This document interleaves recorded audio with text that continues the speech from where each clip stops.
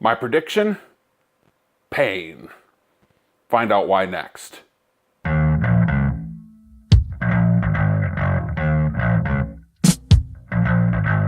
Hey kids, JD here. I'm sure that many of you have been to restaurants, at least in America, and have had the appetizers where they hand out maybe a tamarind or a mint chutney and these crackers. I can't remember the name of the crackers right now, but you've had it.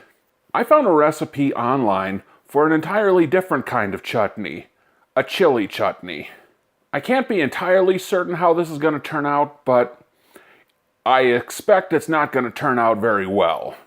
Especially since the recipe says that in the part of India that this is from, this is used to add heat to their recipes. So it's going to be bad, I imagine. Because if guys from India are saying it's hot, it's real bad. So since I've never seen this before, we're going to follow the directions, cook it up, try it, see how it turns out in front of the camera so you all can see, and I'll give you my general impressions. Before we get started, go ahead, hit that subscribe button wherever it is, or there will be one at the end. In a 2-liter pressure cooker, add 1 tablespoon of water, 1 tablespoon of vegetable oil. Whatever kind of vegetable oil you want is fine, apparently.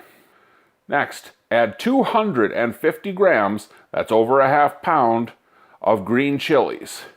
The kind of chilies that they're talking about, although you can use anything, in America at least, they tend to use Thai chili peppers in the restaurants because they're very similar to whatever it is they grow in India. To this, add 2 teaspoons of salt and 2 teaspoons of chopped ginger. Cook it on high for 4 minutes. Remove the contents, blend them together. Add a half cup or approximately 50 grams of onion. I didn't have onions, so I used shallots instead, but use whatever you have.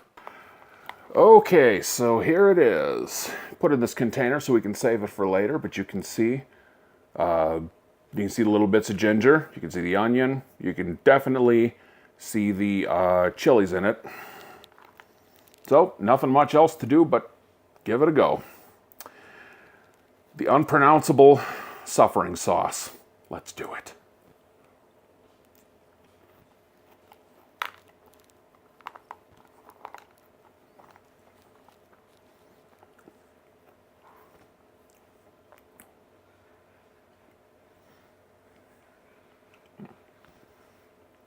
Ooh, wow. Whew. Well, that was about 5-10 minutes of my life that I'll never get back. Maybe I took too much at once, I don't know, but literally all I got was burning out of it. A little bit of shallot, didn't get much else. And it still hurts. I even went ahead and got some lemon because that can help. Little OJ. And it's just not going away. Mind you, I'm a guy that likes Vindaloo.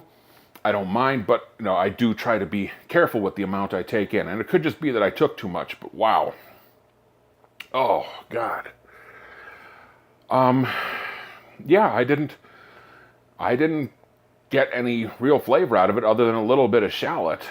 So I'm not entirely sure here. I don't think I did anything wrong, but who knows? So I've got it made up, gonna put it in the fridge, see if I can find some use for it, but just on its own, just too much. Oof. Maybe having a contrasting flavor of something else will make a difference to where I can taste it. Don't know. Oh, God, it just never stops. Oof. Okay, so here's my conclusion. This chutney is meant to add a little heat to something, kick it up a notch if it's a little too plain. And in that respect, it works.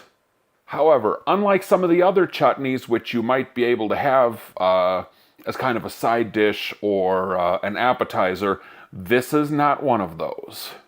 I would not try to eat this myself since it's fairly neutral and, in my opinion at least, kind of flavorless. Although it does have an aromatic effect, which could be pretty nice, depending. Okay, that's it for this video. Feel free to leave a like, leave a comment below. If you don't like, go ahead and hit the like button away. Show what a great human being you are. There'll be a link to subscribe, a link for a playlist full of videos just like this, and a link for my most recent video. Once again, I'm J.D. Tremaine. Thanks for watching. See you soon.